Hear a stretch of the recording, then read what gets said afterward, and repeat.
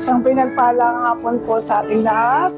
Ako po si Sister Lorna Vigiga ng El Shaddai Kuwait Chapter. At ito po ang aking kwentong prayer partner.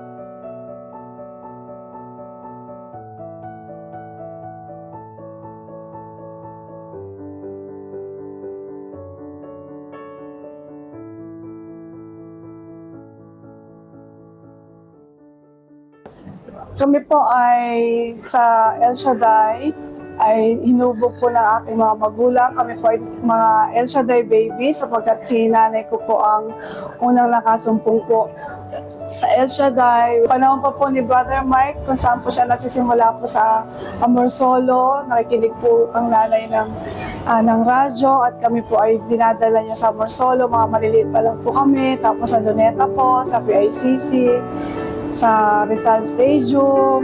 Doon po kami lumaki sa gawain po ni Yahweh El Shaddai.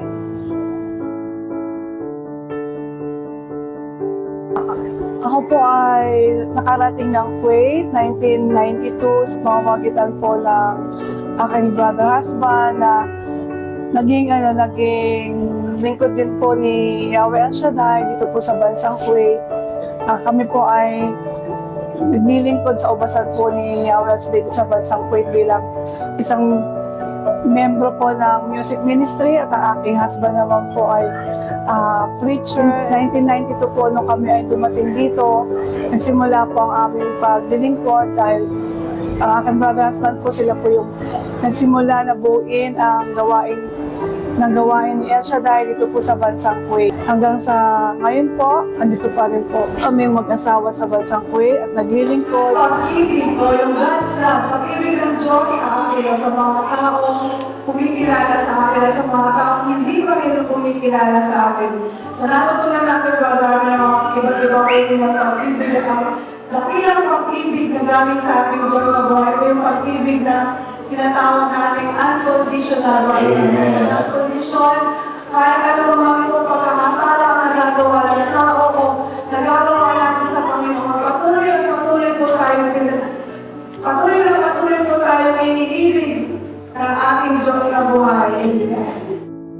Ang mga bagay na tumatak sa aking puso upang kami magpatuloy sa paglilingkod ay ang mga biyaya po na kaloob ng ating Diyos na buhay sa kabila po na kahirapan, ulang sa pinansyal, subalit ang biyaya po ng Diyos ay liglig, siksik at umaapaw po sa pamilya dahil ang father ko po kahit driver lamang po at si nanay ko po ay naglalaba lang. Hindi po kami nawala ng mga biyaya. Kahit po sa kahirapan, patuloy po na gumagabay at nagbibigay ng mga grasya ang ating Panginoong Diyos na buhay. Kaya po, patuloy po kami naglilingkod dahil si Lord po ang nagbibigay ng sustento o siya po ang nagpo-provide ng lahat ng aming pong pangangailangan. Ang pinakamasayang karanasan ko po sa paglilingkod sa ubasan po ni Yahweh El Shaddai, ang nakarating po ako sa iba't ibang bansa dahil po sa aking paglilingkod, nakaka-attend po kami ng mga conference, convention po sa Dubai, sa Oman, sa Bahrain, maging nakarating din po kami sa London.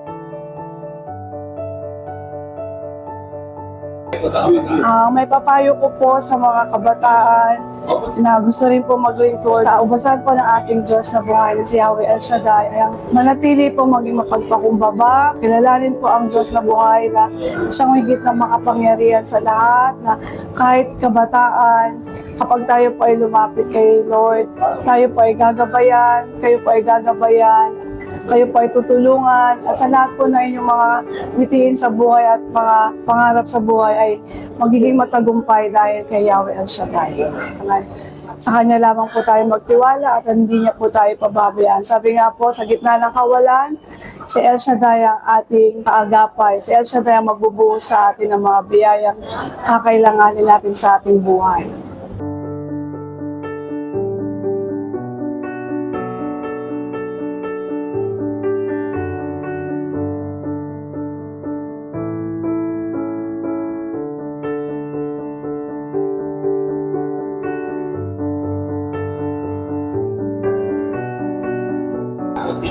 At muli, ako po si Sister Lorna ang nag-iimbita po sa inyo sa darating po na June 26, 2026 po dito po sa Bansang Kuwait, sa Holy Family Cathedral na umattend sa aming 33rd anniversary ng gawain ni Yahweh El Shaddai.